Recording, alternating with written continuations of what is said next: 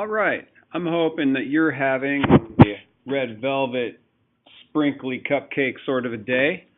I sure am.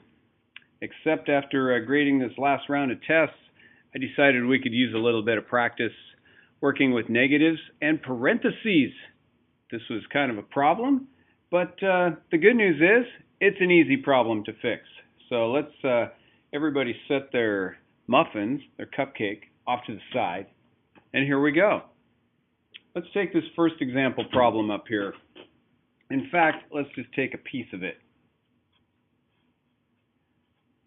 There's two things happening here. We have some terms in parentheses, and we have a negative sign on the outside. Now we need to understand, what does this mean? The negative sign out there, what does it mean? If we could figure that out, then we can know what does it do. What that really means is, it's like having an invisible 1 out there. It really means -1 multiplied by everything inside the parentheses. So, just like in other cases, like here's an invisible 1 next to the x. We have invisible 1s all the time, and this is another one of those cases. So we use the distributive property, which just means we're going to take that -1 and multiply it by each thing inside. So I'm going to multiply it there, and I'm going to multiply it there. So -1 times x squared, and -1 times -2x. So we see the 1 negative getting distributed to each thing, to all things in parentheses. And that's where the most common mistakes happen, is people only distribute it to the first thing. So if I do this, I have -x squared, and 2 negatives makes a positive, right? Same sign, positive. There. Now let's take a look. Let's compare the answer to what we started with. Let's compare. So what we started with, I'll keep it in red, was this. And here's what we ended up with. What I notice is, what effect did that negative sign have? What was the effect? Well, the thing that was positive in there became negative, and the thing that was negative became positive. Signs of all things changed.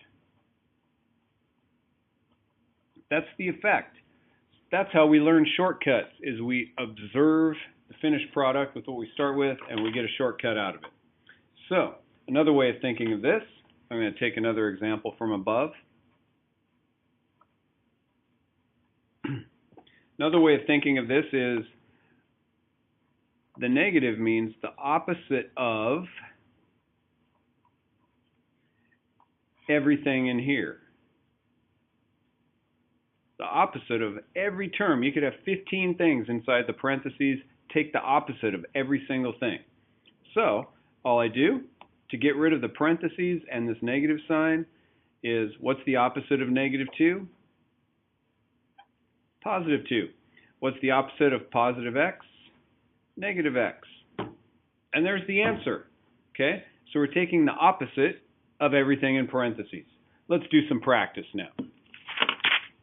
I've got 5 fantastic problems lined up and ready for you.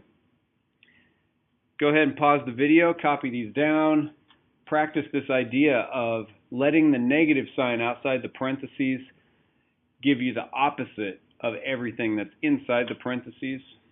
Okay? Go ahead and do that, and I'll be back in a couple minutes.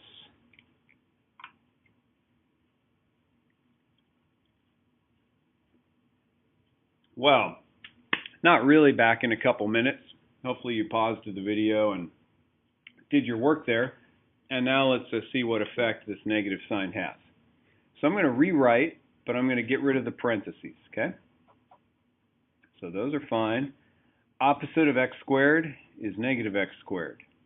Opposite of 1 is -1. Now we're going to combine like terms. 3x squared minus x squared is 2x squared. And 2 minus 1 is 1. So we have 2x squared plus 1. Did you get that? I hope so, because that's how that works. Do this one. Sometimes the parentheses can be in the middle of an expression. Opposite of 2, negative 2. Opposite of negative x, positive x. We just take the opposite of the things in the parentheses, and once we do that, you get rid of the negative sign and you get rid of the parentheses, okay? There. Now we're going to combine like terms and put them in order of power. I've got a positive x and a negative 4x, which makes negative 3x. I've got a total of 5 negatives there. That's that. How'd you do? Good. How about we go with the blue marker on this one? This one's a big nasty one. Let's do it though. We're not scared. Don't be scared. They're just numbers and letters. Opposite of 3x squared. Opposite of positive 2 is negative 2. Opposite of negative 2x is positive 2x. And the opposite of negative 3 is positive 3. Notice what happened here. I just have these things down here, but the sign changed in every single thing. That's what the negative sign does outside the parentheses. It's distributing a negative 1. Now we're going to combine like terms and put them in order of power. We've got 3x squared. I put my 2x next, and I'll combine my numbers. I've got a plus 3 and a negative 2. That's that. I didn't have much room over here, so I just made a little shorty. We've got 5, opposite of x, positive x, opposite of 3, negative 3. Sorry, opposite of x is negative x. Whew, okay. Let me rewrite that so it's correct. Okay, now we're going to put them in order of power. So the x goes first, and I've got a plus 5 minus 3 makes a 2. Negative x plus 2. And I saved the best one for last, this big, scary, nasty one. I'm going to go back to the red pen for this. Red is not always bad. Red can be used for good also. So here we go. Opposite of negative x, positive x. Opposite of positive 4, negative 4. Then I'm going opposite of x squared is negative x squared. Opposite of negative 3x is positive 3x. And then I just threw a 6 on the end there because I love that number, so why not? Negative 2x squared, negative x squared. That's lots of negatives. It's a big, mean world out there. There's lots of negatives. Then we've got x and 3 more x's. I'm just putting them in order of power. Squares first, then power of 1, and then finally our numbers. Negative 4, positive 6 makes that. And hopefully that's what you came up with there. And I hope this helps you work through your issues with negatives and parentheses. And I hope it turns that frown into a sparkly, sprinkly cupcake.